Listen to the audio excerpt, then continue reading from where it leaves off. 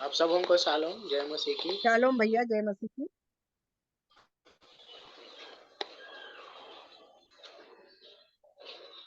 मेरे साथ निकाल लीजिए रोमियो की पत्री, उसका 5वां अध्याय,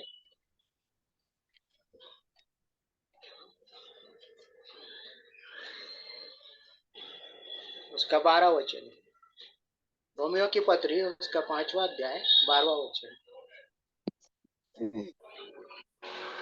इसलिए जैसा एक मनुष्य के द्वारा पाप जगत में आया और पाप के द्वारा मृत्यु आई, और इसी रीति से मृत्यु सब मनुष्यों में फैल गई, क्योंकि सब ने पाप किया। आइए आज हम लोग कुछ बातों को सीखेंगे और वचन में जाने से पहले प्रार्थना करेंगे। धन्यवाद देते हैं परमेश्वर पिताजी, आपकी बड़ी दया अनुग्रह के लिए एक बार फिर से प्रभु की आपने हमें अवसर दिया पिता परमेश्वर कि हम फिर से आपके वचनों के लिए वचनों को सीखने के लिए हम तैयार हैं। प्रभु जी, हम आपसे विनती करते हैं जो कुछ भी हम आपके वचन से सीखते हैं उसे सीखने में सहायता और मदद करें प्रभु, और ज्ञान और बुद्धि से हमें परिपूर्ण करें पिता। अपनी आत्मा के अभिषेक से हमें भरें, और जितने आज आपके वचनों को सीखते हैं हर एक को आशीषित करें प्रभु जी। सारा आदर महिमा हम आपको देते पिता परमेश्वर, और विनती उद्धार करता प्रभु यीशु मसीह के नाम से मांगते हैं, आमीन।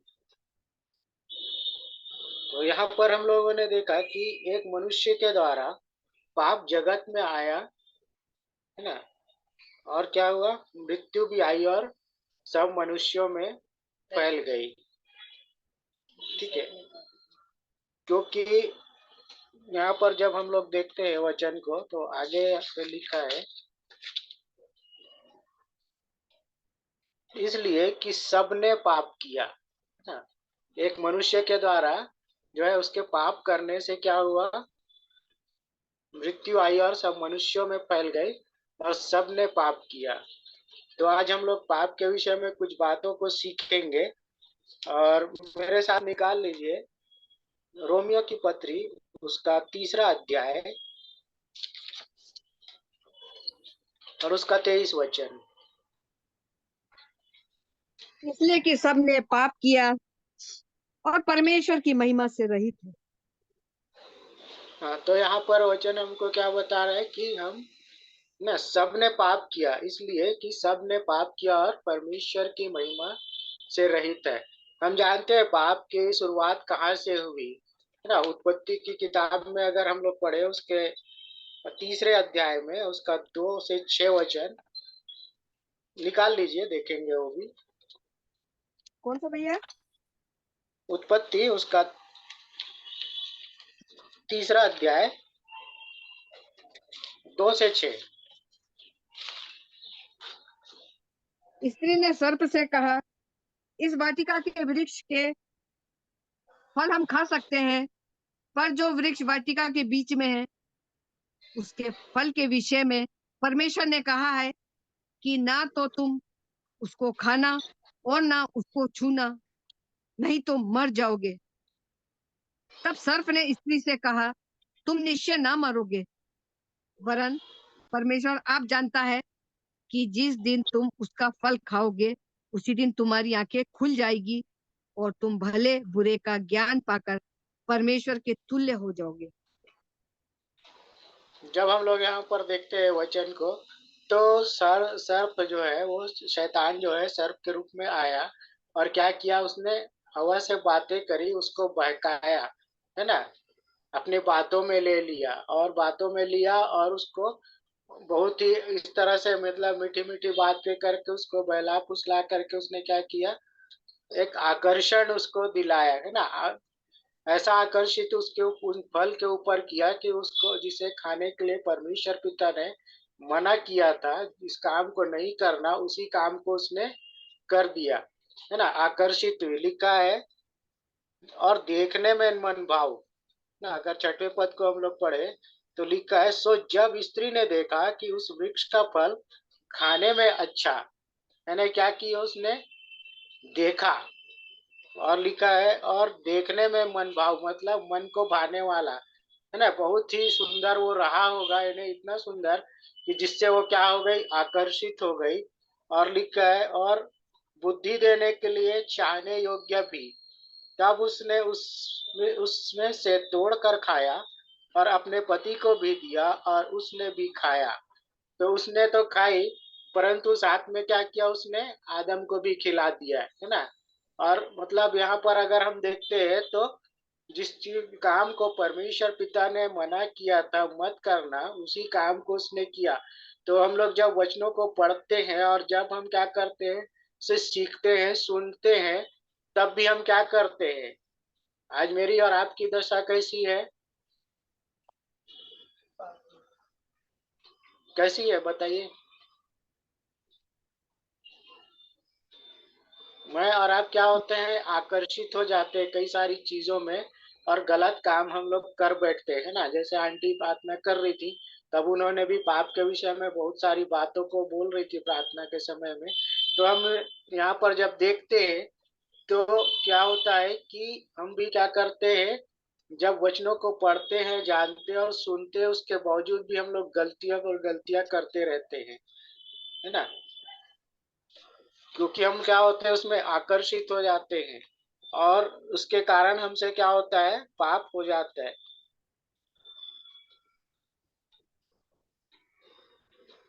मेरे साथ निकाल लीजिए रोमियो की पत्री, उसका पहला अध्याय। रोमियो की पत्री, उसका पहला अध्याय,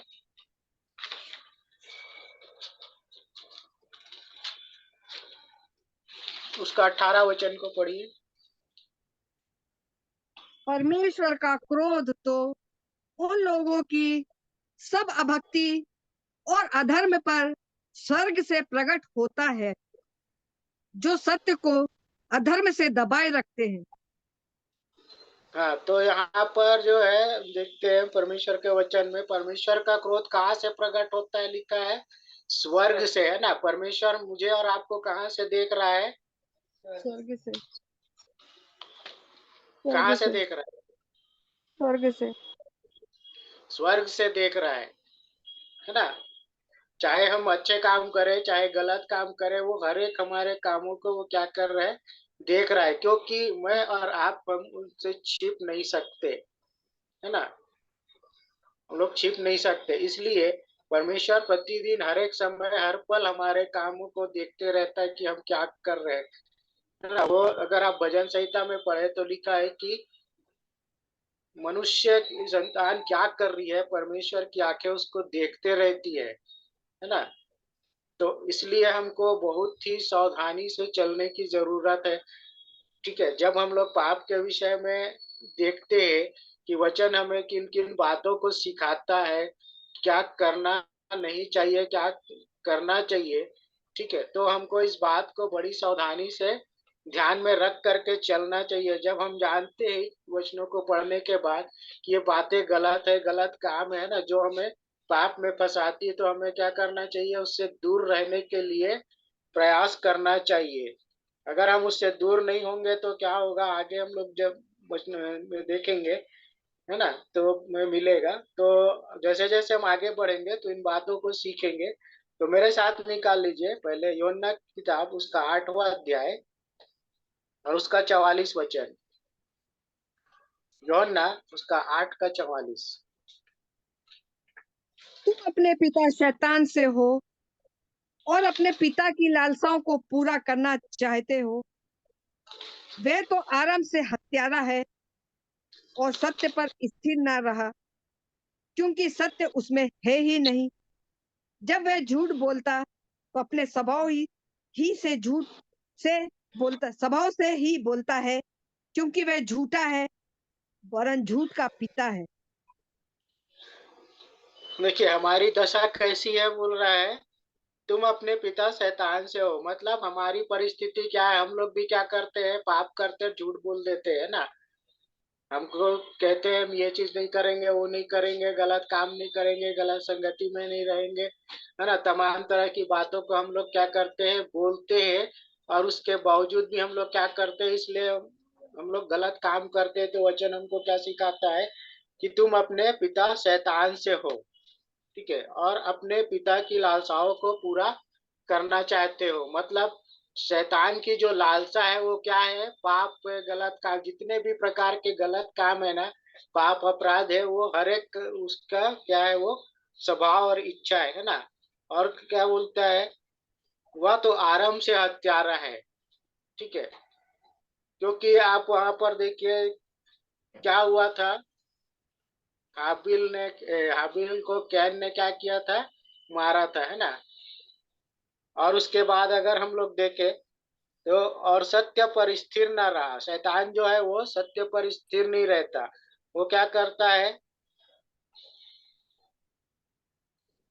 झूठ बोलता है और अपने स्वभाव ही से बोलता है। मतलब वो क्या करता है, परिस्थिति ऐसी होती है कि जब हम क्या करते हैं, सच बोलना चाहते हैं लेकिन हम सच नहीं बोलते, है ना। और बोलते समय भी ऐसे बोलते हैं कि सामने वाले को क्या लगता है, सच बोल रहा है। तो हमको बड़ी ही सावधान रहने की जरूरत है, क्योंकि शैतान जो है ऐसे ही हमें पाप में फंसाता है। तो बहुत ही सावधानी से हमको जब वचनों को सीखते हैं तो हमें इन वचनों के अनुसार चलना पड़ेगा। आगे बढ़ेंगे हम लोग। तिमुथियुस की पत्री उसका पहला अध्याय, तिमुथियुस उसका पहला अध्याय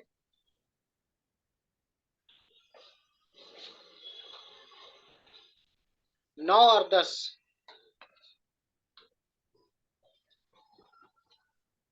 तिमुथियुस उसका पहला अध्याय 9 और 10 में लिखा है, यह ये जानकर जनता कि व्यवस्था धर्मी जन के लिए नहीं पर अधर्मियों, निराकुंशों, भक्तिहीनों, पापियों, अपवित्रों और अशुद्धों, माँ बाप के घात करने वालों, हत्यारों, व्यभिचारियों, पुरुषगामियों, मनुष्य के बेचने वालों, झूठों और झूठी शपथ खाने वालों और इनको छोड़ करे उपदेश के सब विरोधियों के लिए ठहराई गई है ना। मतलब यहाँ पर जो बातें जो पाप के विषय में यहाँ पर बोला गया है, तो वो व्यवस्थाहीनों के लिए बोला गया है। और जो इन सारे गलत कामों को करते हैं, जो मानते नहीं है, है ना। जैसे अगर हम लोग देखें वचन में, तो क्या करते थे उस समय के जो सदूकी और फरीसी लोग थे, वो व्यवस्था की बातें तो करते थे लेकिन वो खुद नहीं चलते थे, है ना। बोलते तो थे कि ये नहीं करना चाहिए, वो नहीं करना चाहिए, और जितनी भी बातें थी वो सारी बातों को वो बताते और सिखाते थे, लेकिन वो खुद नहीं चलते थे। तो ऐसे लोगों के विषय में क्या बोलता है वचन हमको, इनको छोड़ खरे उपदेश के सब विरोधियों के लिए ठहराई गई है। यही परम धन्य परमेश्वर की महिमा के उस सुसमाचार के अनुसार है जो मुझे सौंपा गया है। ये बातें जो है पौलुस क्या कर रहा है, तिमुथियुस को जब पत्र लिखा उसने तिमुथियुस की मंडली को, तब वहां पर ये बातों को वो बता रहा है। तो हमको क्या करना पड़ेगा, बहुत ही सावधानी से चलना पड़ेगा, क्योंकि हम जब वचनों को सीखते हैं तो हमें उसकी बात जो है, जो गुण बातें हैं, जो मेन बातें हैं, वो समझ में आती है। अगर हम गलत करते हैं तो उसका परिणाम भी गलत होगा, है ना। मेरे साथ निकाल लीजिए यहेजकेल किताब उसका 18 अध्याय, यहेजकेल 18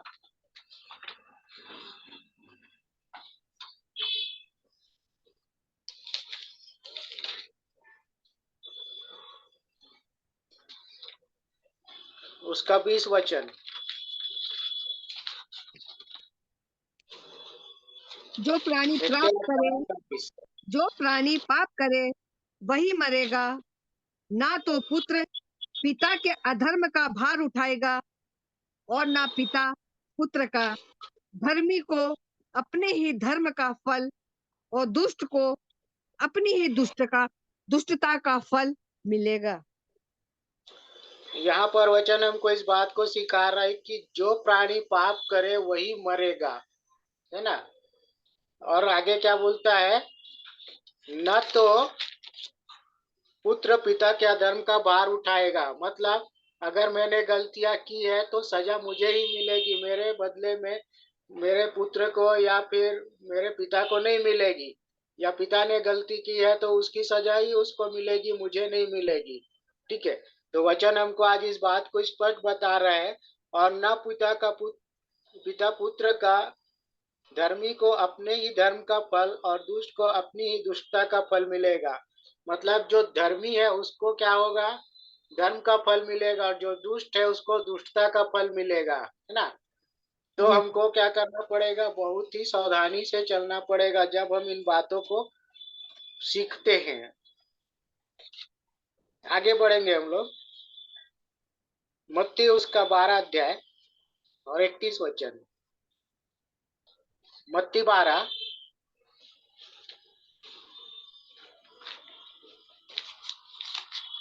और अन्य जाति उनके नाम पर आशा रखेगी। हाँ, 31 पढ़िए। 31 हाँ, 12 का 31 31। 21 31। 31 इसलिए मैं तुमसे कहता हूँ कि मनुष्य का सब प्रकार का पाप और निंदा क्षमा की जाएगी, परंतु पवित्र आत्मा की निंदा क्षमा ना की जाएगी। तो यहाँ पर हमको बड़ी सावधानी से चलने के विषय में बता रहा है कि, है ना, ये जो पाप है उसके विषय में क्या बोल रहा है। इसलिए मैं तुमसे कहता हूँ कि मनुष्य का सब प्रकार का पाप क्षमा किया क्षमा किया जाएगा, जाएगा। परंतु आत्मा की जो निंदा कर है वो क्षमा न की जाएगी। और आगे लिखता है, जो कोई मनुष्य के पुत्र के विरोध में कोई बात कहेगा उसका वह अपराध क्षमा किया जाएगा, परंतु जो पवित्र आत्मा के विरोध में कुछ कहेगा उसका अपराध न तो इस लोक में ना उस लोक में क्षमा किया जाएगा। प्रभु हमें इन बातों को पहले से ही सिखा रहे हैं, हमको बड़ी सावधानी से चलने के लिए कि सावधान रहो, है ना, अलर्ट रहने जरूरी है। और इन बातों को हमें सीखना जरूरी है ना। पाप तो कई प्रकार के, लेकिन ये भी एक बहुत ही बड़ा और खतरनाक स्थिति है ना। अगर ऐसे पाप हमसे हो गए तो क्या होगा, उसका क्षमा नहीं किया जाएगा। वचन हमको पहले से ही सिखा रहा है, इसलिए हमको क्या करना पड़ेगा, ध्यान में रखना पड़ेगा और बहुत ही सावधानी के से चलना पड़ेगा। आगे बढ़ेंगे हम लोग। इब्रानियों की पत्री उसका 6वां अध्याय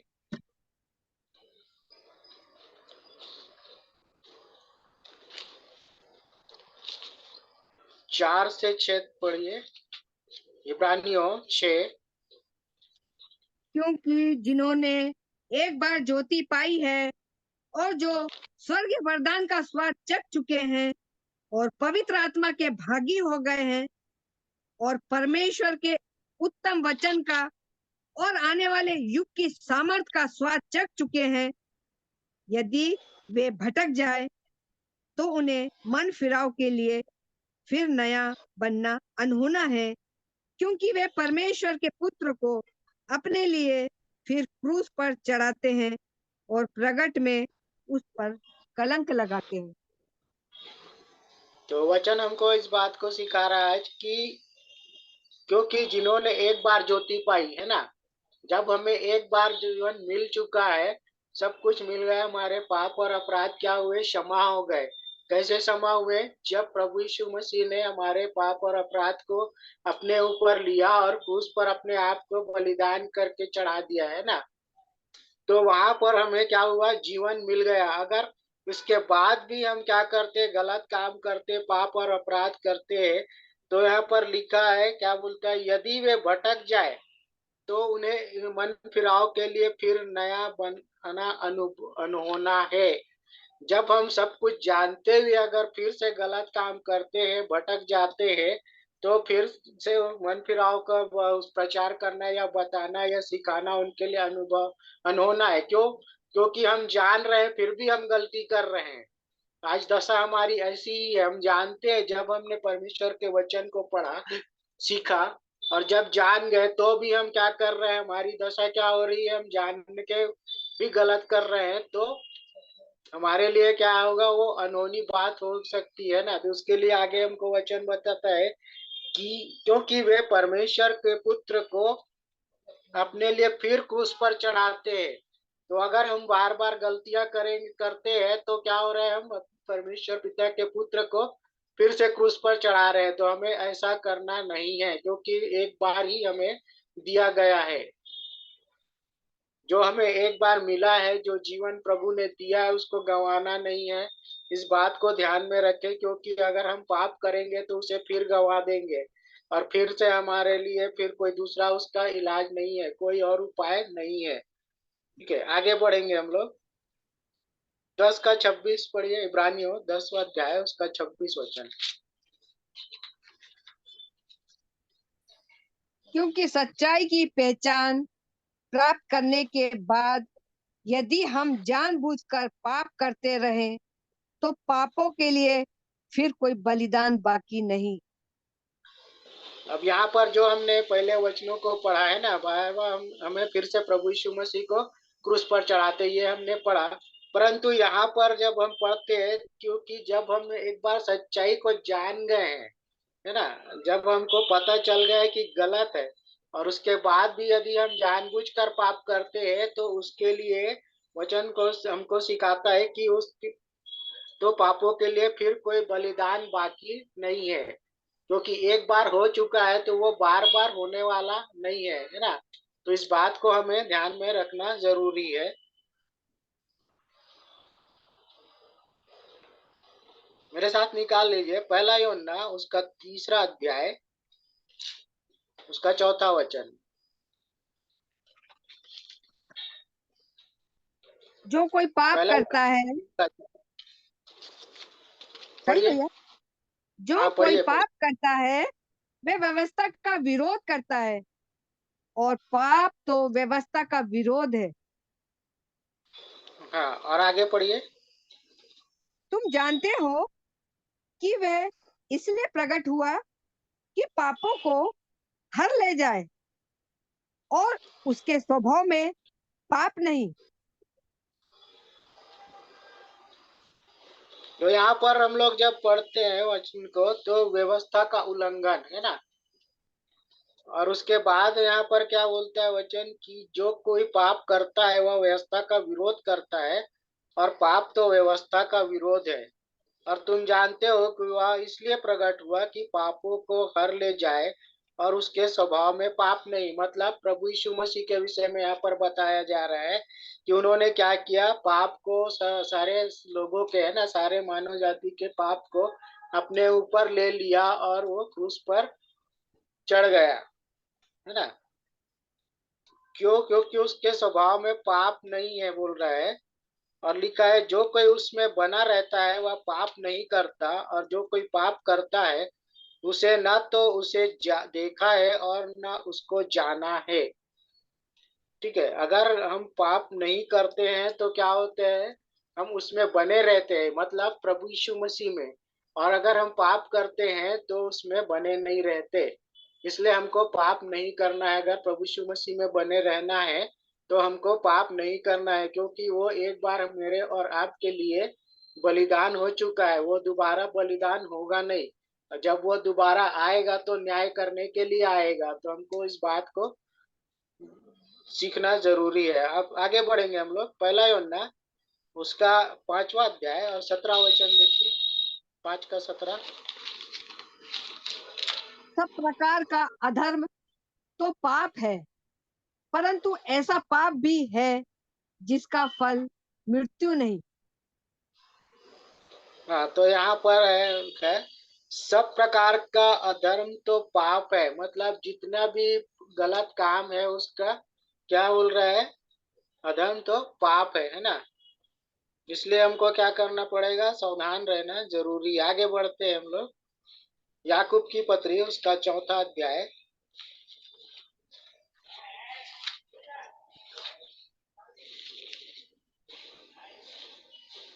उसका 17 वचन।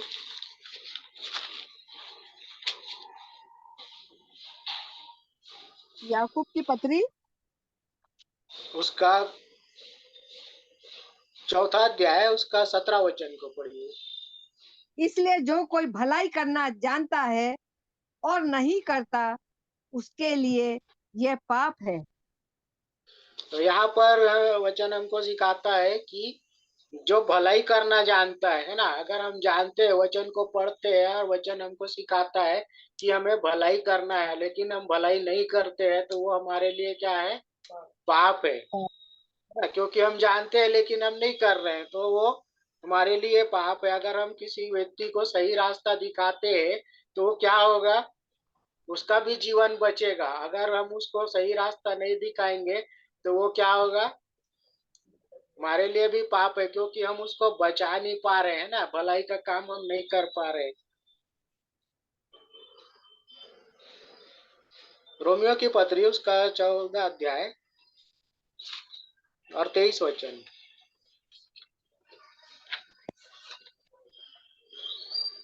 14 रोमियो का की 23, पत्री उसका 14 अध्याय,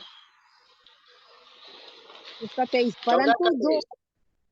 परंतु जो संदेह करके खाता है वे दंड के योग ठहर चुका, क्योंकि वे विश्वास से नहीं खाता, और जो कुछ विश्वास से नहीं वे पाप है।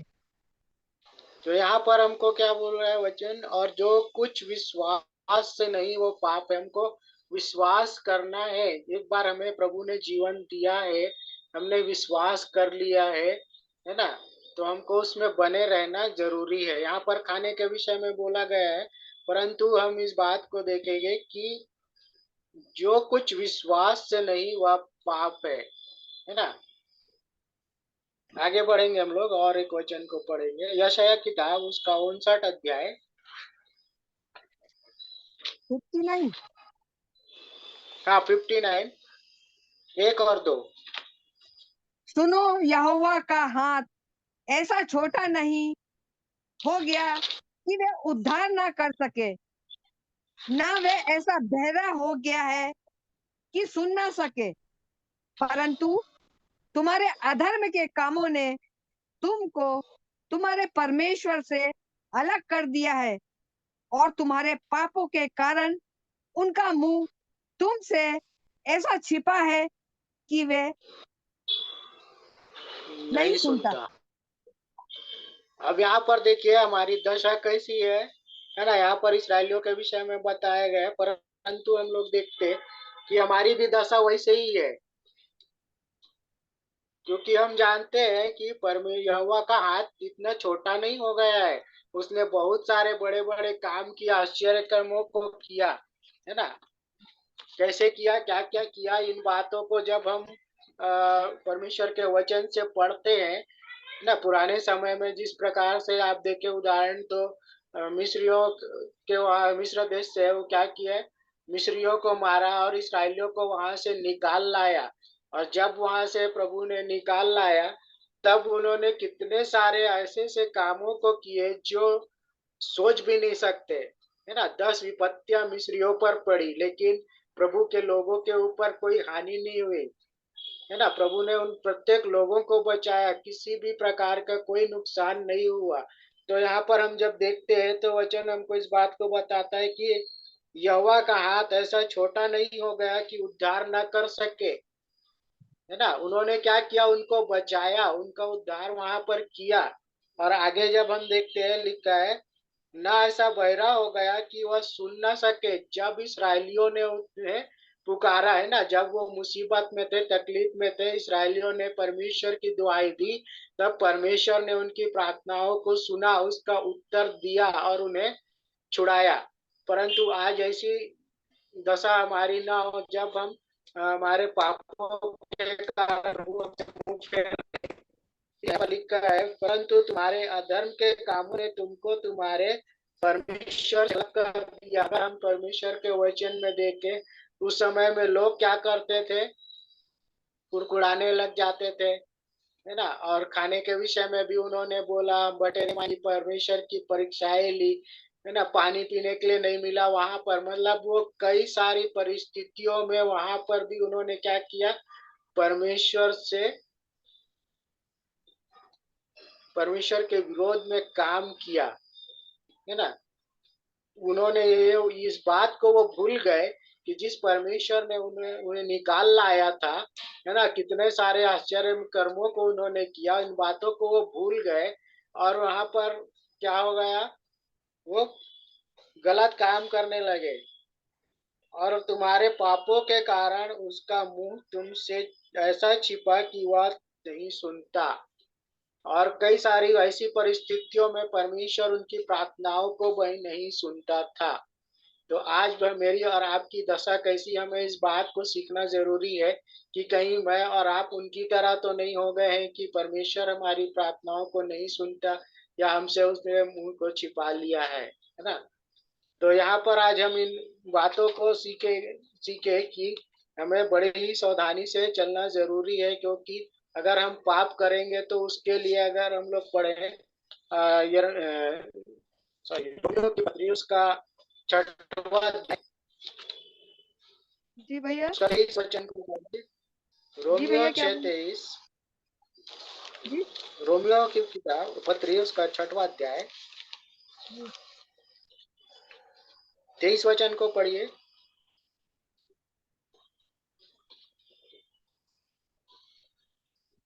क्योंकि पाप की रोमियो मजदूरी तो मृत्यु है, परंतु परमेश्वर का वरदान हमारे प्रभु यीशु मसीह में अनंत जीवन है। तो मुझे और आपको आज इस बात का निर्णय लेना ज़रूरी है कि हमको पाप की मज़दूरी मृत्यु चाहिए या फिर परमेश्वर का जो वरदान है ना? हमारे प्रभु यीशु मसीह में अनंत जीवन है। तो हमें क्या चाहिए, इस बात को हमें क्या करना पड़ेगा, आज निर्णय लेना पड़ेगा। अगर हम पाप में पड़े रहेंगे तो हमें मृत्यु मिलेगी और वो हमेशा-हमेशा के लिए हो जाएगा। लेकिन हम अगर परमेश्वर के उस वरदान को, मतलब हमारे प्रभु यीशु मसीह को जब हम क्या करते हैं, ग्रहण करते हैं, जब उसके अनुसार हम चलते, पाप नहीं करते, तभी हमें अनंत जीवन मिलेगा। क्योंकि हमने बीते समयों में जब पढ़ा था तो हमें परमेश्वर के वरदान के रूप में ही मिला था, है ना? वो जो जीवन हमें मिला है वो परमेश्वर का वरदान है। उसने ही हमारा उद्धार किया, प्रभु यीशु मसीह को इस दुनिया में भेजा। तो हमें क्या करना चाहिए? पाप करना चाहिए या नहीं करना चाहिए? ये आज पाप मुझे नहीं और करना आपको चाहिए। निर्णय लेना ज़रूरी है। अगर हमें मृत्यु चाहिए तो पाप करते रहें और हमेशा-हमेशा के लिए समाप्त हो जाए, और अगर जीवन चाहिए तो पाप को छोड़ें, क्योंकि हमने वचनों को जब पढ़ा और सीखा तो हमें पाप को छोड़ देना है, तभी हमें जीवन मिलेगा। और जब हमें जीवन कैसे मिलेगा? जब हम छोड़ देंगे और प्रभु यीशु मसीह पर विश्वास करेंगे, है ना? तभी वो जो वरदान पिता परमेश्वर ने दिया है वो हमें मिलेगा। मैं एक बार फिर से परमेश्वर पिता को धन्यवाद देता हूँ, और जो बातें हमने सीखी आज वो थोड़ा लंबा विषय है, तो आने वाले समय में अगर जब भी मुझे अवसर मिला तो हम उसको कंटिन्यू करेंगे। जी धन्यवाद। भाई।